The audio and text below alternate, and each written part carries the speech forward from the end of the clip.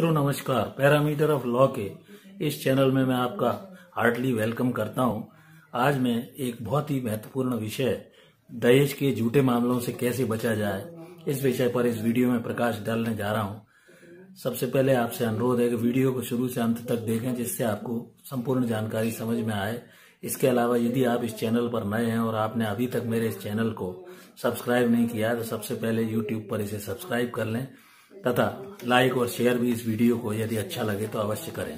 अब महत्वपूर्ण जो विषय है उस पर आता हूं। झूठे दहेज के केस के क्या दुष्परिणाम होते हैं ये मैं बताता हूं। जैसे उदाहरण के तौर पर जब भी कोई झूठे मामले चाहे वो दहेज से संबंधित हों, डोमेस्टिक वायलेंस से संबंधित हों, मेंटेनेंस से संबंधित हों या मारपीट से संबंधित हों या डाइवोर्स और जुडिशियल सेपरेशन से संबंधित हों, इन मामलों में सबसे पहले दोनों पक्षों को चाहे वो वर वधू पक्ष हो और उनके परिवार के लोगों को बड़ी समझदारी से कोई भी निर्णय लेने के पहले, कोर्ट में जाने के पहले सोचना चाहिए। उदाहरण के तौर पे जैसे अपन कोई भी बीमारी किसी व्यक्ति को होती है तो वो उसके एक्सपर्ट पर सलाह लेने जाता है। वो एक्सपर्ट उसका एग्जामिनेशन करता है, उसका डायग्नोसिस करके और उसे दवाई लिखता है और परहेज वगैरह बताता है। तो दवाइयों का सेवन करके वो हेल्दी बन जाता है, ठीक हो जाता है। इसी प्रकार यद्यपि ये स्वाभाविक है कि वर वधू पक्ष में किसी भी बात पर कहासुनी या उसके परिवार के सदस्यों से कहासुनी हो सकती है।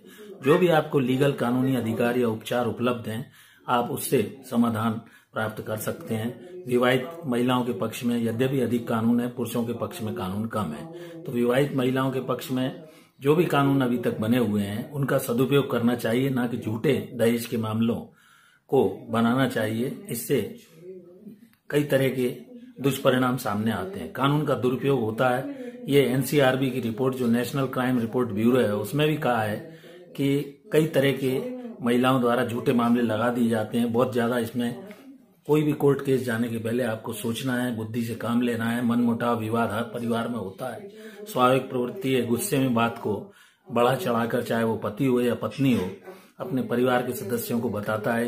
इसका दुष्परिणाम कई बार होता है। जैसे उदाहरण के तौर पर पति पत्नी के झगड़े के बाद मायके अगर चली गई और उसने बढ़ा चढ़ाकर अपने माँ बाप भाई बहनों को किसी भी बात को अपने पति के विरुद्ध बताया, जबकि उन्हीं भाई बहनों और माता पिता ने 10 जगह ढूंढने के बाद उसको उसके पति से उसकी शादी कराई थी। माता पिता भाई बहन उसके जो भी खास घर के लोग हैं उनको रिश्ते में ये लगता है कि इसके साथ बहुत टॉर्चर हो रहा है जिसको हमने इतने प्यार से पाला था। और उसने यदि पति ने थप्पड़ दिखाया है, मारा नहीं है, उसने बढ़ा चढ़ाकर बताया कि मुझे ऐसा किया वैसा किया। और इसमें गुस्सा जब ठंडा होता है तो खुद को उसको पत्नी को पश्चाताप होता है। भुगतान खामियाजा इसमें पति पक्ष दोनों और पत्नी पक्ष दोनों को भुगतना पड़ता है। नजरों में वो एक दूसरे के गिर जाते हैं।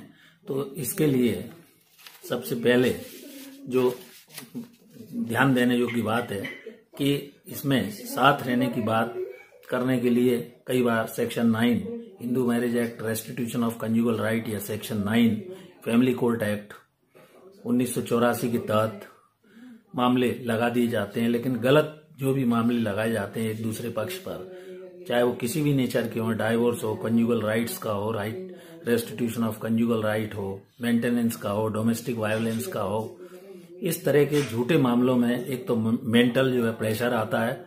जीवन पर एक दूसरे के लोग प्रश्न चिन्ह लगा देते हैं जल्दबाजी में।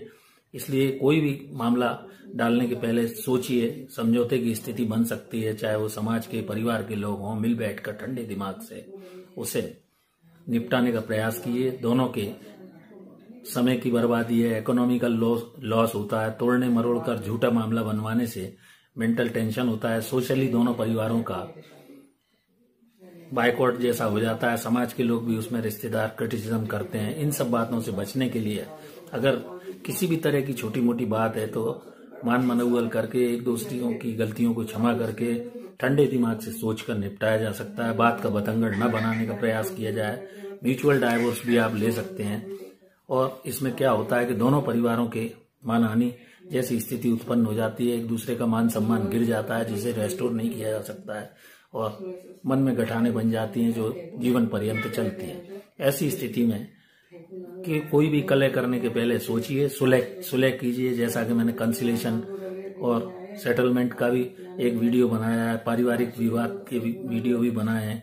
किसी भी व्यक्ति के पैसों का उसके शरीर पर नेगेटिव इफेक्ट इस तरह के केसेस से ज्यादा आता है। लोग प्रेशर में रहते हैं, टेंशन में रहते हैं, मेंटल टेंशन आता है, कोमा तक में बीमारियों में चले जाते हैं, समाज में भी उसकी प्रतिष्ठा गिर जाती है। तो ऐसे मैट्रिमोनियल डिस्प्यूट को प्रयास करके शांति से बैठकर आप अपने पति हो या पत्नी हो, समय, धन, परिवार, सेहत सबकी बचत कर सकते हैं।